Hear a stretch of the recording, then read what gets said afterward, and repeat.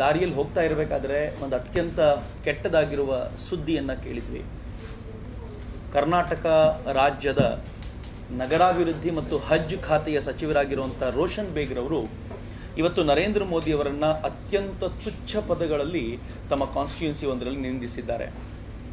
ಪದಗಳು ಎಷ್ಟು ಕೆಟ್ಟದಾಗಿವೆ ಅಂತಂದರೆ, ನನಗೊಂದು ಚಾನಲ್ ಅವ್ರು ಕಾಲ್ ಮಾಡಿ ಇದ್ರ ಬಗ್ಗೆ ಮಾತಾಡ್ತೀರಾ ಅಂದಾಗ ಇನ್ಫ್ಯಾಕ್ಟ್ ನನಗೇನು ಗೊತ್ತಿರಲಿಲ್ಲ. ಏನು ಮಾತಾಡಿದ್ರು ಅಂತ ಕೇಳಿದೆ. ಒಂದು ಹೆಣ್ಮಗಳು ಕಾಲ್ ಮಾಡಿದ್ದಾರೆ ನನಗೆ ಅವ್ರು ಏನು ಮಾತಾಡಿದ್ರು ಅಂತ ಹೇಳಲಿಕ್ಕೂ ಒಂಥರ ಅನ್ನಿಸ್ತಿದೆ. ಸರ್ ದಯಮಾಡಿ ಒಂದ್ಸಲ ವಿಡಿಯೋ ನೋಡಿ ಆಮೇಲೆ ಮಾತನಾಡಿ ಅಂತ ಅವ್ರು ಫೋನ್ ಕಟ್ ಮಾಡಬೇಕಾದಂಥ ಪರಿಸ್ಥಿತಿ ಅಂತ. ಯಾವ ಪದಗಳನ್ನು ಸ್ವತಃ ನಾವುಗಳು ಮತ್ತೊಮ್ಮೆ ರಿಪೀಟ್ ಮಾಡಲಿಕ್ಕೆ ಸಾಧ್ಯ ಇಲ್ವೋ ಆ ಥರದ ಪದಗಳ ಮೂಲಕ ಸಾರ್ವಜನಿಕವಾಗಿ ನಿಂದಿಸುವಂಥ ಒಂದು ಕೆಟ್ಟ ಪರಂಪರೆ ಕರ್ನಾಟಕ ರಾಜ್ಯಕ್ಕೆ ಯಾಕೆ ಬಂತು ಅಂತ ಗೊತ್ತಿಲ್ಲ. ನಾನು ಯಾವುದೇ ಪಕ್ಷದ ವಕ್ತಾರನ ದೃಷ್ಟಿಯಿಂದ ಮಾತನಾಡ್ತಿಲ್ಲ, ಆದರೆ ಒಬ್ಬ ಕನ್ನಡಿಗನಾಗಿ ನಿಮ್ಮೆಲ್ಲರ ಜೊತೆ ಈ ವಿಚಾರವನ್ನು ಹಂಚ್ಕೋಬೇಕು ಅಂತ ನಾನು ಅಂದ್ಕೊಳ್ತಿದ್ದೀನಿ. ದುರ್ದೈವದ ಸಂಗತಿ, ನಮ್ಮ ಕನ್ನಡದ ಸಭ್ಯತೆ ಸಂಸ್ಕೃತಿ ತುಂಬ ವಿಶಿಷ್ಟವಾಗಿರುವಂಥದ್ದು. ಇತ್ತೀಚೆಗೆ ಈ ಬೈಗುಳುಗಳ ಸಂಸ್ಕೃತಿ ಅದು ಎಲ್ಲಿಂದ ಶುರುವಾಯಿತೋ ದೇವರೇ ಬಲ್ಲ. ಅದು ಎಷ್ಟು ಕೆಟ್ಟ ಪದಗಳನ್ನು ಬೈಯೋದು ಅಂತಂದರೆ, ವಿಮೆನ್ ಎಂಪವರ್ಮೆಂಟ್ ಅಂತ ರಾಹುಲ್ ಗಾಂಧಿಯವರು ಪದೇ ಪದೇ ಹೇಳ್ತಿದ್ದಾರೆ. ಆದರೆ ಹೆಣ್ಣು ಮಗಳ ಹೆಸರನ್ನು ಹೆಣ್ಣು ಮಗಳನ್ನು ಹಿಡ್ಕೊಂಡು ನಿಂದಿಸುವಂಥ ಈ ಥರದ ಪರಂಪರೆ ಒಳ್ಳೆಯದಲ್ಲ. ಇತ್ತೀಚೆಗೆ ಮಂಗಳೂರಿನವರಿಗೆ ತನ್ನ ಮೂಲಕ ಇಡೀ ರಾಜ್ಯದವರಿಗೆ ಗೊತ್ತಿದೆ, ರಮಾನಾಥ್ ರೈ ಅವರು ಅರಣ್ಯ ಖಾತೆ ಸಚಿವರಾಗಿರುವಂಥ ರಮಾನಾಥ್ ರೈ ಅವರು ಇದೇ ಥರದ ಒಂದು ಪದವನ್ನು ನನಗೆ ಬಳಸಿದರು. ಆದರೆ ವಾಸ್ತವವಾಗಿ ನಾನು ಅದಕ್ಕೆ ಯಾವುದಕ್ಕೂ ರಿಯಾಕ್ಷನ್ ಮಾಡಲಿಲ್ಲ. ಯಾಕೆ ಅಂತಂದರೆ, ನಾನೊಬ್ಬ ಸಾಮಾನ್ಯ ಮನುಷ್ಯ, ರಮಾನಾಥ್ ರೈ ಅವರು ಸಚಿವರು, ಬಹುಶಃ ನನ್ನನ್ನು ಹೀಗೆ ಬೈಲಿಕ್ಕೆ ಅವ್ರಿಗೆ ಅಧಿಕಾರ ಇರ್ಬೋದೇನೋ ಅಂತ ಅಂದ್ಕೊಂಡೆ ಮೊದಲನೇದು. ಎರಡನೇದು, ಹೀಗೆ ಅವರು ಬೈದ ನಂತರ ಯಾರಾದರೂ ಅವರ ಹಿರಿಯರು ಅವರ ಕಿವಿ ಹಿಂಡಿ ಬುದ್ಧಿ ಹೇಳ್ಬೋದೇನೋ ಅಂತಾನೂ ನನ್ನ ಮನಸ್ಸಿನಲ್ಲಿತ್ತು. ಆದರೆ ಈಗ ದುರ್ದೈವದ ಸಂಗತಿ, ಪದೇ ಪದೇ ಒಬ್ಬರಾದ ಮೇಲೆ ಒಬ್ಬರನ್ನ ಮಾಡೋದಲ್ಲದೆ ರಾಷ್ಟ್ರದ ಪ್ರಧಾನಮಂತ್ರಿಯನ್ನೇ ಈ ಥರದ ನಿಂದಿಸುವ ಪ್ರಕ್ರಿಯೆ ಬಹುಶಃ ಇದು ರಾಜ್ಯದ ದೃಷ್ಟಿಯಿಂದ ಒಳಿತಲ್ಲ. ನಾನು ಯಾವುದೇ ಪಕ್ಷದ ದೃಷ್ಟಿಯಿಂದ ಮಾತನಾಡಲ್ಲ, ಆದರೆ ರಾಜ್ಯದ ದೃಷ್ಟಿಯಿಂದ ಖಂಡಿತ ಒಳಿತಾಗಿರುವಂಥ ಸಂಪ್ರದಾಯ ಅಲ್ಲ. ಇದು ಮೊದಲನೇದು. ಎರಡನೇದು, ಇಡೀ ಭಾಷಣದಲ್ಲಿ ಅವ್ರು ಮಾತನಾಡ್ತಾ ಮಾರ್ವಾಡಿಗಳು ಅನ್ನೋ ಪದವನ್ನು, ಗುಜರಾತಿಗಳು ಅನ್ನೋ ಪದವನ್ನು, ಅವರೇ ಓಟ್ ಹಾಕೋದಿಲ್ಲ ಅನ್ನೋ ಪದವನ್ನು ಬಳಸ್ತಾ ಇರೋದು ನೋಡಿದರೆ ಏನು ಜಾತಿಯ ವಿಕೇಂದ್ರೀಕರಣ ಅಥವಾ ಜಾತಿಯ ಹೆಸರಿನಲ್ಲಿ ಈ ರಾಜ್ಯವನ್ನು ರಾಷ್ಟ್ರವನ್ನು ಒಡಿಬೇಕು ಅನ್ನೋ ಪ್ರಯತ್ನ ಮಾಡ್ತಿದ್ದಾರೋ ಅದರ ಸ್ಪಷ್ಟ ಮುನ್ಸೂಚನೆ ಕೊಡ್ತಾರೆ. ಇಡೀ ರಾಜ್ಯವನ್ನು ದೇಶವನ್ನು ಒಟ್ಟಾಗಿರಬೇಕು ಅನ್ನೋ ಪ್ರಯತ್ನ ನಾವು ನಿರಂತರವಾಗಿ ಮಾಡ್ಕೊಳ್ತಾ ಇರುವಾಗ ಈ ಥರದೊಂದು ಪ್ರಯತ್ನವನ್ನು ಸರ್ಕಾರದ ಮಂತ್ರಿಗಳು ಅಧಿಕೃತವಾಗಿ ಮಾಡ್ತಾ ಇರೋದು ಬಹುಶಃ ಒಪ್ಪಿಕೊಳ್ಳಲಿಕ್ಕೆ ಸಾಧ್ಯವೇ ಇಲ್ಲ. ಕನ್ನಡ ನಾಡಿನ ಪ್ರಜೆಯಾಗಿ ನಾನು ಮತ್ತೊಮ್ಮೆ ಇದನ್ನು ರಿಪೀಟ್ ಮಾಡ್ತಿದ್ದೀನಿ, ಕನ್ನಡ ನಾಡಿನ ಪ್ರಜೆಯಾಗಿ ಇದನ್ನು ನಾವು ಸ್ಪಷ್ಟವಾಗಿ ವಿರೋಧಿಸ್ತೀವಿ. ನನಗದಕ್ಕೆ ಇದಕ್ಕೆ ಉತ್ತರ ಕೊಡಬೇಕಾಗಿರೋದು ಯಾರು ಅಂತ ಕೇಳಿದ್ರೆ ನಾಡಿನ ಜನತೆಯೇ ಉತ್ತರ ಕೊಡಬೇಕು. ನಾನು ಅದಕ್ಕೆ ಅಂದ್ಕೊಳ್ತಿರೋದು, ಐ ಆಮ್ ಮೋದಿ ಅನ್ನೋಂಥ ಒಂದು ಕ್ಯಾಂಪೇನ್ ರಾಜ್ಯಾದ್ಯಂತ ಶುರು ಮಾಡಬೇಕು ಅಂತ. ನೀವು ಮೋದಿಗೆ ಬೈತಿದ್ದೀರಿ ಅಂತಂದರೆ, ಮೋದಿ ಈ ರಾಷ್ಟ್ರದ ಪ್ರಧಾನಿ. ಮೋದಿ ಯಾವುದೋ ಪಾರ್ಟಿಯ ಪ್ರಧಾನಿ ಅಲ್ಲ, ಮೋದಿ ಇಡೀ ರಾಷ್ಟ್ರಕ್ಕೆ ಸೇರಿದ ಪ್ರಧಾನಿ. ಅಫ್ಕೋರ್ಸ್ CM ಸಿದ್ದರಾಮಯ್ಯನವರು ಅಂತ ಹೇಳಿದಾಗ ಅವರು ಕಾಂಗ್ರೆಸ್ಸಿನ ಮುಖ್ಯಮಂತ್ರಿ ಅಲ್ಲ, ರಾಜ್ಯದ ಮುಖ್ಯಮಂತ್ರಿ. ಯಾರಾದರೂ CM ಸಿದ್ದರಾಮಯ್ಯನವ್ರಿಗೆ ಏನಾದರೂ ಹೇಳ್ತಾರೆ ಅಂತಂದರೆ ಅದು ಇಡೀ ರಾಜ್ಯಕ್ಕೆ ಆಗುವಂಥ ಅಪಮಾನ ಅಂತ ನಾವು ಯಾವಾಗಲೂ ಭಾವಿಸ್ತೀವಿ. ಇದರ ಅರ್ಥ ಅವ್ರನ್ನ ಟೀಕೆ ಮಾಡಬಾರ್ದು, ಅವ್ರ ಬಗ್ಗೆ ಯಾರು ಮಾತನಾಡಬಾರ್ದು ಅಂತಲ್ಲ. ನರೇಂದ್ರ ಮೋದಿ ಅವರನ್ನ ಟೀಕೆ ಮಾಡುವಂಥ ಹಕ್ಕು ಅಧಿಕಾರ ಎಲ್ರಿಗೂ ಇದೆ. ಆದರೆ ಅದಕ್ಕೋಸ್ಕರ ಸಾಂವಿಧಾನಿಕವಾದ ಪದಗಳನ್ನೇ ಬಳಸಬೇಕು ಅನ್ನುವಂಥ ಪರಿಜ್ಞಾನ ಇಲ್ಲದವರು ನಮ್ಮೆಲ್ಲರ ಲೀಡರ್ ಅಂತ ಹೇಳ್ಕೊಳ್ಳೋದು ಅತ್ಯಂತ ನಾಚಿಕೆ ಮತ್ತು ಹೇಯವಾದ ಸಂಗತಿ ಅಂತ ಈ ಹೊತ್ತಿನಲ್ಲಿ ನನಗೆ ಅನ್ನಿಸ್ತಾ ಇದೆ. ಈ ಕಾರಣಕ್ಕೆ ತುರ್ತಾಗಿ ಇವತ್ತೊಂದು ಪ್ರೆಸ್ ಮೀಟ್ ಕರೆದು ನಿಮ್ಮೆಲ್ಲರ ಜೊತೆ ಈ ವಿಚಾರವನ್ನು ಹಂಚ್ಕೊಳ್ತಾ ಇಡೀ ರಾಜ್ಯದ ಜನತೆಗೆ ನಾನೊಂದು ಕಳಕಳಿಯಿಂದ ಕೇಳ್ಕೊಳ್ತೀನಿ, ನಾನೂ ಕೂಡ ಮೋದಿ ಅಂತ ಹೇಳ್ಕೊಳ್ಳುವಂತಾಗಬೇಕು ಅಂತ. ನೀವು ಮೋದಿಯನ್ನ ಬೈತಿದ್ದೀರಿ ಅಂತಂದ್ರೆ ಇದು ಬರೀ ಮೋದಿಯನ್ನ ಮಾತ್ರ ಬೈಯೋದಲ್ಲ, ಈ ತುಚ್ಛ ಪದಗಳನ್ನು ನೀವು ನನಗೇ ಬಳಸಿದ್ದೀರಾ ಅನ್ನುವಷ್ಟು ಆಕ್ರೋಶ ನನ್ನಲ್ಲಿದೆ ಅಂತ ಈ ರಾಜ್ಯದ ಪ್ರತಿಯೊಬ್ಬರು ಹೇಳಿಕೊಳ್ಳಬೇಕಾದ ಸಂದರ್ಭ ಬಂದಿದೆ.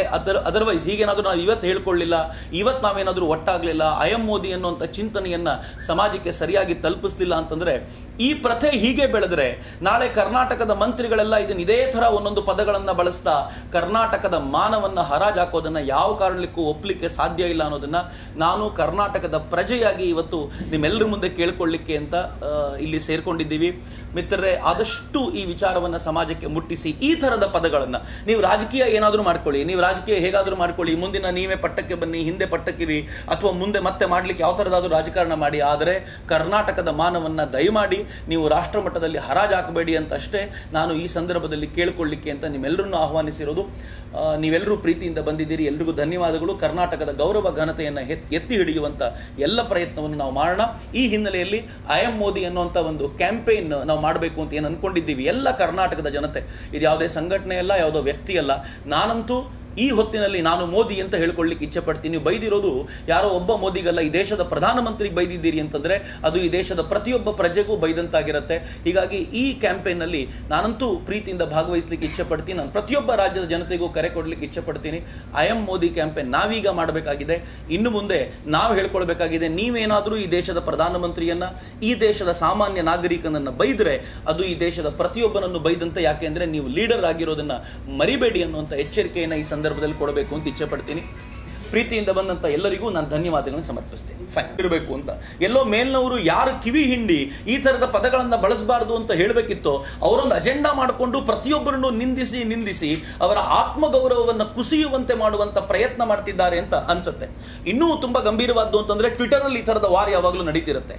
ಯಾರೋ ಕೆಲಸಕ್ಕೆ ಬಾರದಿರೋರು ಏನೋ ಮಾಡೋರು ಈ ಥರದ ಪದಗಳನ್ನು ಬಳಸೋದಕ್ಕೂ ಒಬ್ಬ ಜನಪ್ರತಿನಿಧಿಯಾಗಿ ಜನರಿಂದ ಆರಿಸಲ್ಪಟ್ಟ ನಾಯಕನಾಗಿ ಈ ಥರದ ಪದಗಳನ್ನು ಬಳಸೋದಕ್ಕೂ ಅಜಗಜಾಂತರವಿದೆ.